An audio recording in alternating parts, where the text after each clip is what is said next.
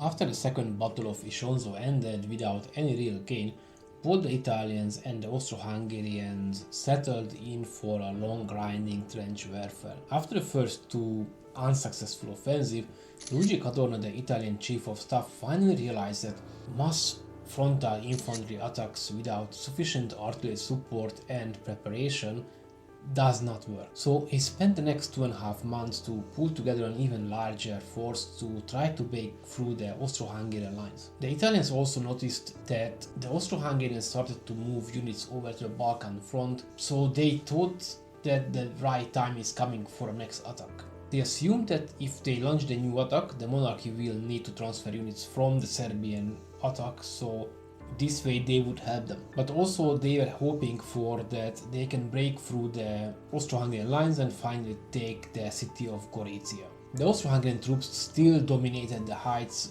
of Doberdo, the Podgora, the Sabotin, the ridges of Tolmain Bridgehead, the Brizil-Vrn and the Krno. Although on the Doberdo plateau, the monarchy's army pulled back a little to straighten the front between Monte San Michele and Monte de Buzi. The Italians pulled together 338 battalions, which is around 250,000 soldiers, and 1,372 guns to launch the even bigger offensive as before. The Third Army under the command of Duke Austa in the Gorizia sector and the Second Army under the General Frugoni in the area of Monte Crno were prepared. The two attacking armies were opposed by the Austro-Hungarian Fifth Army, which was 137 battalions strong. That means it was around 85,000 soldiers, led by General Borovic, aka the Lion of Isonzo. Italy planned a major breakthrough operation by combining several smaller battles into one. The main attack focused on the area starting at Tolmain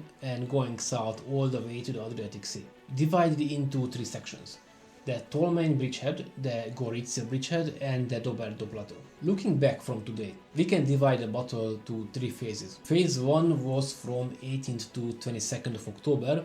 The fighting mainly occurred at Krno and at the Tolmain bridgehead. Phase 2 was from 22nd to 26th of October. The Italians attacked irregularly at Tolmain and Doberdo. The heavy losses and bad weather led to a temporary halt. Then finally, phase 3, the final phase, was from 28th of October to 3rd of November. With reinforcement from Tyrol and Carinthia, the Italians launched strong attacks at the Gorizia bridgehead. The Italians were prepared, confident, and they were ready to launch the attack. However, the Austro-Hungarians were also well prepared this time.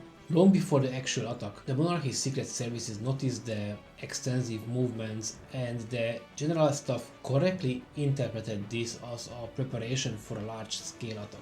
The offensive was set to start on the 17th of October 1915, but from as early as 13th of October the Italians started to test the Austro-Hungarian defense lines near Macrotini with small-scale infantry attacks. On the 17th of October, the Italian artillery began shelling the Austro-Hungarian trenches, and this barrage lasted until 21st of October. On the same morning, the Italian infantry started their first attack with 3 battalions near Santa Lucia. Facing them was a battalion of the Hungarian Infantry Regiment Wilhelm the First German Emperor and King of Prussia number 34, which was able to repel the attack in close combat. The Italians were pulling in more and more units to keep up the pressure on the Austro-Hungarian lines, and finally succeeded penetrating the Austro-Hungarian positions on Monte San Michele. This hill was a key position for the entire defense of the Gorizia bridgehead, as if Italian artillery had been moved here, they would have been able to fire the defenders of Podgora from their rear. The Austro-Hungarian leadership decided to recapture the trenches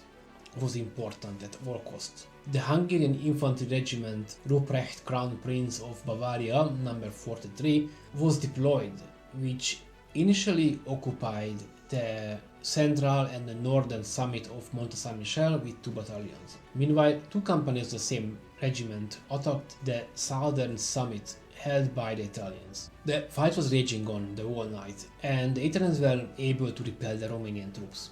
Yes, you heard me right, as the K&K Infantry Regiment 43 consisted mainly of members of the Romanian part of the population, and I thought it's important to include this information as well in this video.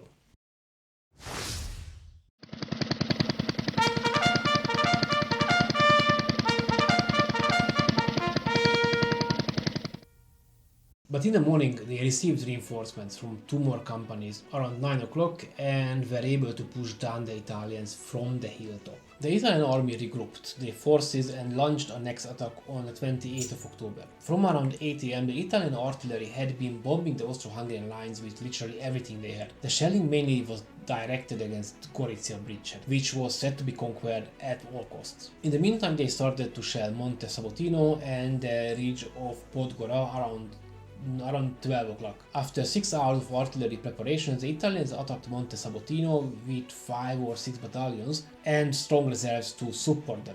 In the southern area of this attack sector, they have managed to break through the Austro-Hungarian trenches, but they met with an immediate counterattack and were pushed back out from the trenches. The Austro-Hungarian defenses successfully and very well used a combination of machine gun fire and artillery bombardment, which caused heavy losses for the Italians and made them to give up on the attack. The losses were significant enough that a further attack at this point were, even with the reserves, were impossible. On the Podgora, the Italian units penetrated the trenches of the defenders, and some points they were even reached the ridge line until they were thrown back by the Dalmatian Imperial and Royal Landwehr Infantry Regiment number 23. In the meantime, the attack against the Pevma area also collapsed in the defensive fire of the artillery. But the battle was far from over.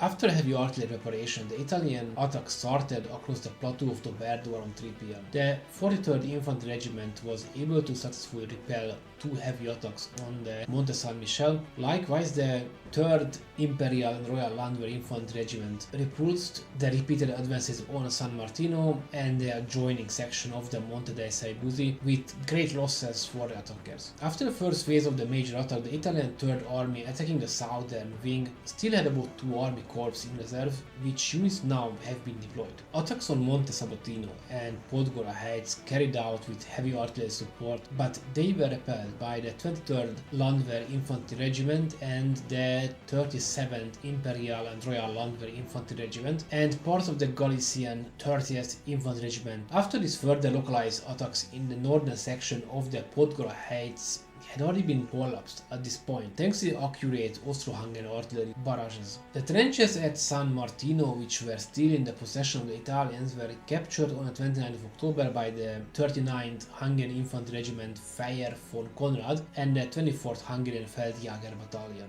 In the last days of October, there were still fierce fighting at numerous points on the Isonzo front. At Krn, the Italians tried to attack several times but were repelled with great losses. The same applied to the area of the Tolmain bridgehead. Further desperate attacks were carried out by the Italians on 31st of October against the front from Ausa to Monte Santo. Monte Sabotino was not attacked in the last few days, but the Italians tried to push the bridgehead of Gorizia by a massive attack against the Austro-Hungarian positions at Pevma and on the Podgora. Although the positions of the defenders were constantly under heavy artillery fire, the attackers did not succeed in gaining a foothold anywhere. On 30th of October, the Italian army shifted their thrust forward Straussing, and the following night fierce hand-to-hand fighting broke out on the northern slope of Monte San Michele. On the afternoon of 31st of October, another massive attack began here with heavy artillery support. However, this was successfully repelled by the 1st Budapest Honvéd Infantry Regiment and the 4th Nagyvárad Honvéd Infantry Regiment.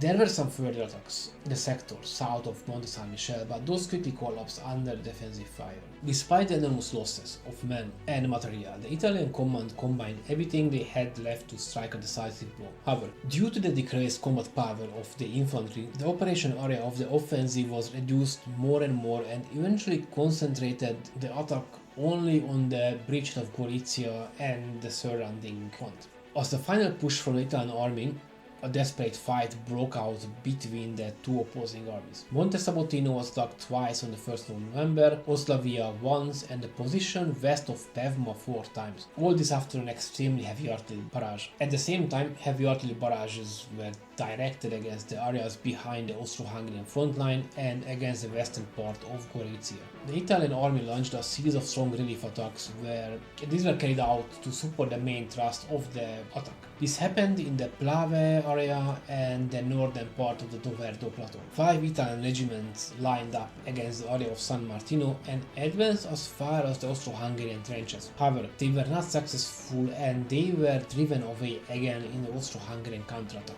The 2nd and 3rd of November were also filled with repeated Italian attacks, especially against Podgora. On the afternoon of 3rd of November, the Italians stormed the position of the 52nd Hungarian Infantry Regiment 6 times, and each time they were repulsed with considerable losses for the Italians. In addition to these desperate efforts aimed at Gorizia bridgehead, the Italians repeatedly made strong attacks on the northern part of Doverdo Plateau and against Zagora. However, all these attacks were unsuccessful. The offensive was called off on 3rd of November. After 17 days of heavy fighting, the Italian 2nd and 3rd Army lost at least 6,000–7,000 men. According to the Austro-Hungarian General Staff, the 5th Austro-Hungarian Army lost about 42,000 men, killed, wounded, missing and prisoner. And the front line changed very little once the guns went silent. Thank you for watching this video, thank you for joining me for this video, and I hope you found it informative and enjoyed it.